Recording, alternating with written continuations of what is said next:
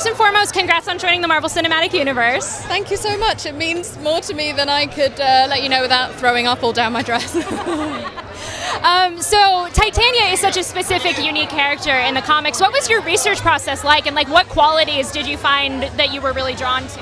Well, I didn't need to do too much research because I was such a fan of Titania my whole life almost. Like, she's almost the same age as me in the comics, so I was ready, but this was actually a complete departure from all of those comics. This is a completely fresh take on Titania. This is very Jessica Gao. We made her like a satire of the modern day Los Angeles toxic influencer. And considering everything I've been fighting against publicly, I had done a fair amount of accidental research in that area, and so I got to play a parody, a cartoon character. We're not coming for anyone in particular, we're coming for everyone. Well, so I did want to ask about that. How much of that was a collaborative process, kind of figuring out this new take on Titania and kind of dealing with influencer culture? How much did you become involved with it? I think I would say I mostly deferred to Jessica Gao's vision because she's one of the smartest writers in the world, and of course she gave me like freedom with all of my ad-libs. I don't know how much makes it in, but I really trusted her. I think a lot of us didn't really need to deviate far from what she wrote because she's such an exceptional writer. So I stayed true to her. I would love to also one day get the chance to tell Titania's original story, but maybe one day. Well, so that leads into my last question, which is, you've said in other interviews that Titania could kind of annoy people to death, like that's kind of her superpower. If you had to pick another character in the Marvel Universe for her to annoy to death, who would it be? For who? For what? If you had to pick another character for Titania to annoy to death, who would it be? Deadpool. Oh. I want to drive Deadpool crazy. I want that too now, that's amazing. More sexual than I meant it to. Oh, I want that to happen though. That would be amazing. Yeah, I love Ryan Reynolds. I love Deadpool so much. But there's so much in the MCU. I mean, Thunderbolts, there's so many places also that Titania can exist because she's so messy and vile that she's pissed off like most of the whole of the MCU. Spider-Man, Thor, she's got enemies everywhere, kind of like me in real life. Well, I love it. Well, thank you so much for taking the time to talk to me, and congrats on the show. You did a phenomenal job. Thank you. I haven't seen it. I have no idea what's going on. So I am a massive She-Hulk fan. I've read every solo comic of hers. I've already watched the episodes twice. I think you did such an incredible job. First and foremost, I want to ask, after years of spearheading this, wanting to run this, running it during a pandemic, what is it like to finally almost have the show out into the world?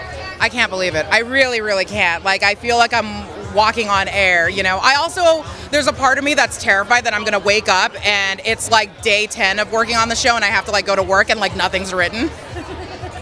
I totally get that. One of the things I love the most about the show is how you combine all of the different elements from Jen's various solo runs. What was that kind of creative process like of picking and choosing things? And was there ever any no worries. Was there ever a moment where you almost considered going with one run more than another, or was it always just going to be a mix of everything?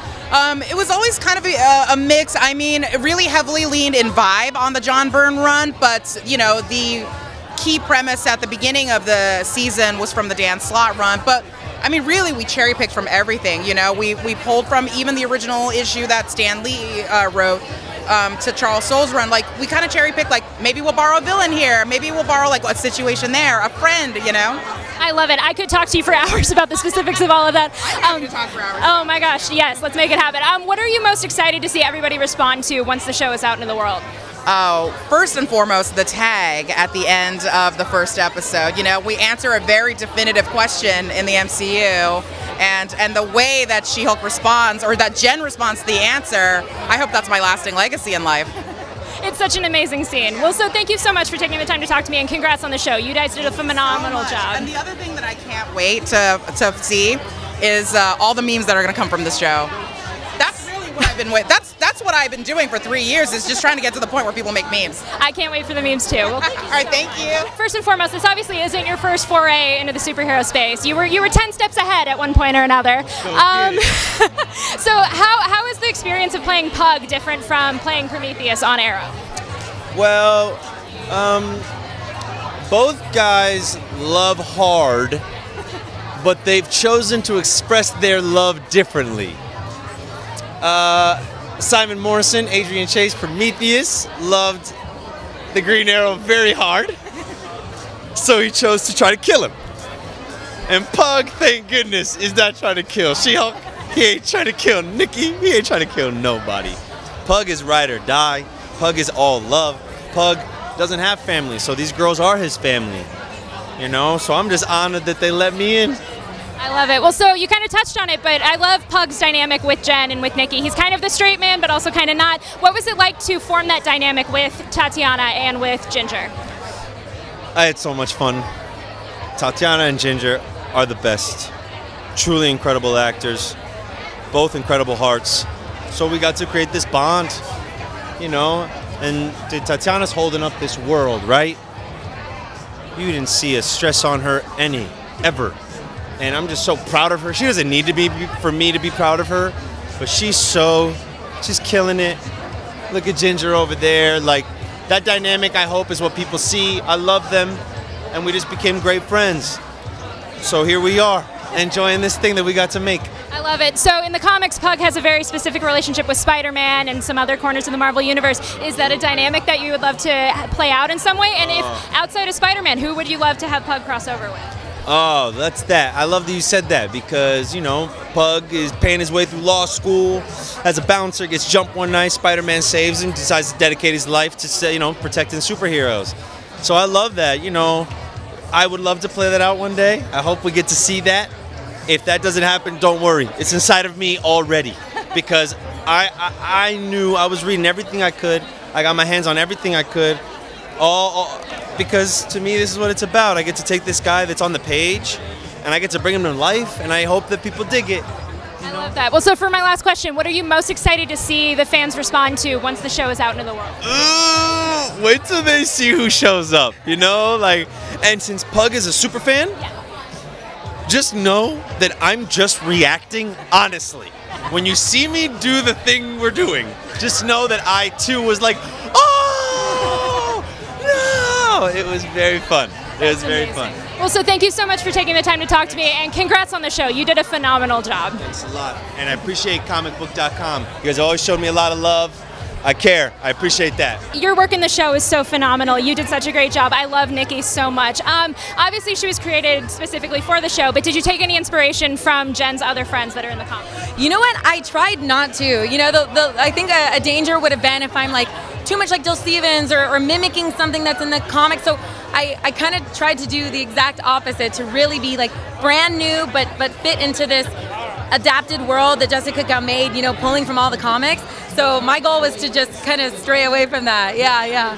I love that. I know I saw fans online who were like, if she's inspired by Jill, we're in trouble. So yeah. I know, I'd be dead. Don't kill me off. Yeah. So what are you most excited to see everybody respond to once the show is out? Oh my goodness. I can't wait for people to see a lot of the silliness, and I can't wait for them to meet like these characters. You know, because we're a superhuman law division that represents superhumans ever so wonderfully, Jessica was able to take like all these random comic book characters that we haven't seen before and bring them to life, and the actors do such a wonderful job. Brandon Stanley's leapfrog, it's hilarious. So yeah, we get like a whole group of really silly superhumans. I love it, and I've loved the running gag you've had on Twitter about being Baby Groot's little sister. Listen, I'm Baby Groot's little sister. I love him so much. I was at a swap meet yesterday, and they had, most likely illegal, little Baby Groot potted plants. I died. I love them so much. I love Baby Groot. Well, so how do you think Nikki would react to seeing Baby Groot in real life? I would die. I would be like, you're mine. You're my best friend. I'm adopting you, and I would like put him in like a little like backpack or something. I put him in little matching outfits. He'd have like little Nikki glitter outfits. He'd look so much cuter than he already is. That's amazing. I love it. Thank you so much for taking the time to talk to me, and congrats on the show. You did such an amazing job. Thank you so much. The humidity is driving it crazy, but thank you. So good. Well, so first and foremost, welcome to the Marvel Cinematic Universe. What was it about She-Hulk that made you want to join the project? How long do you have? Everything. Kat Cuero was how I got introduced to it. I've worked with her before, and anything she works on, I want to be a part of. She's amazing. And then Jessica Gao, and then Ginger, and then The producer, Sean, I had met. Just everything about it, I was like, these people are some of the best I know and funniest, and the writers, and Tatiana Maslany. I mean, it's amazing. So your character, without getting into spoilers, is a bona fide scene stealer. I was cracking up the entire time. How much of that was in the script, and how much of it was improvisation? Kat she let me improvise a lot, which was really fun. So I don't know exactly what made the final cut, so I don't know, but I did get to improvise, and it was very fun. That's amazing. So what are you most excited to see the fans respond to once the show is out into the world? I think the powerful characters, they're so unique and fun. I can't wait to see what people think.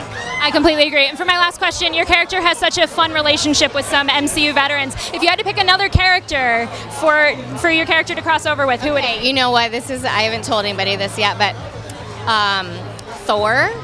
Okay. Not just because he's fantastic.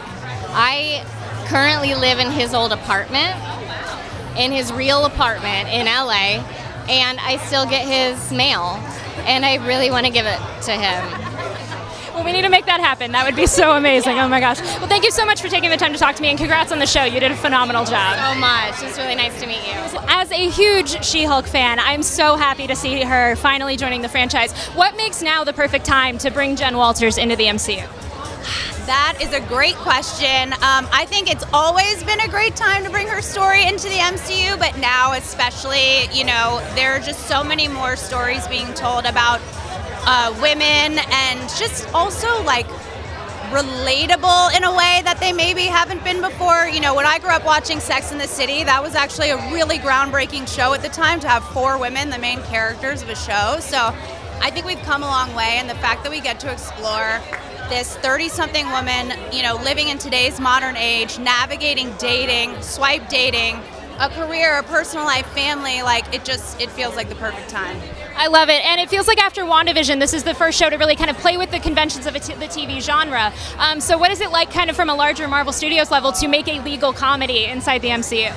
Well, I think it was there was a little bit of a learning curve, right? Because it was so new. It was unlike anything we'd ever done before, and I think that was just really exciting and fun to be a part of. It was like a little bit like dipping your toes into the water. What are we doing? Is this going to work? But I think everyone's very happy with the finished product. I love that. And for my last question, what are you most excited to see fans respond to once the series is out into the world? Oh my goodness! I don't know. I'm just most excited for them to see the show and see not only all of the old MCU characters, not like literally old, but the familiar MCU characters, and I'm really excited to kind of launch this new wave of characters that I hope can proliferate through the MCU as well. I love it. Well, thank you so much for taking the time to talk to me, and congrats on the show. You guys did such an incredible job. So first and foremost, welcome to the Marvel Cinematic Universe. Thank you very much. Happy to be here. I'm so excited that you're part of this franchise. How did this experience compare to kind of the other sitcom work you've done? Because obviously it's a sitcom, but in such a larger context. Yes, yeah, but it's Marvel, so it's big. It's very interesting. Of course, a lot of the imagery is added in post-production, and I am just excited to see what that looks like. That totally makes sense. I've seen the episodes twice now, and I love them. So yes, I have.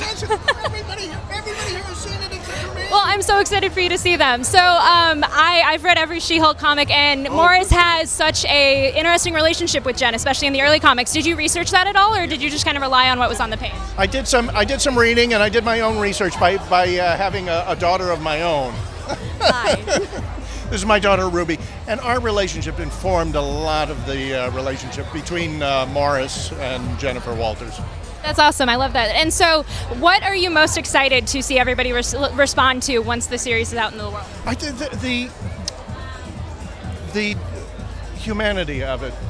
Tatiana Maslany is an amazing actress, and the fullness of the character that she brings is something that I think will be very unusual in the Marvel Cinematic Universe. I completely agree. Thank you so much for taking the time to talk to me, and I can't wait for you to see the episodes. All right, well, first and foremost, welcome to the Marvel Cinematic Universe. What does it feel like to just join this franchise and be part of this crazy world? It still doesn't feel real. It feels crazy. I mean, this is like every actor's dream, I feel, is to make it into the MCU as a comic book character. And yeah, it's a dream. It's a dream.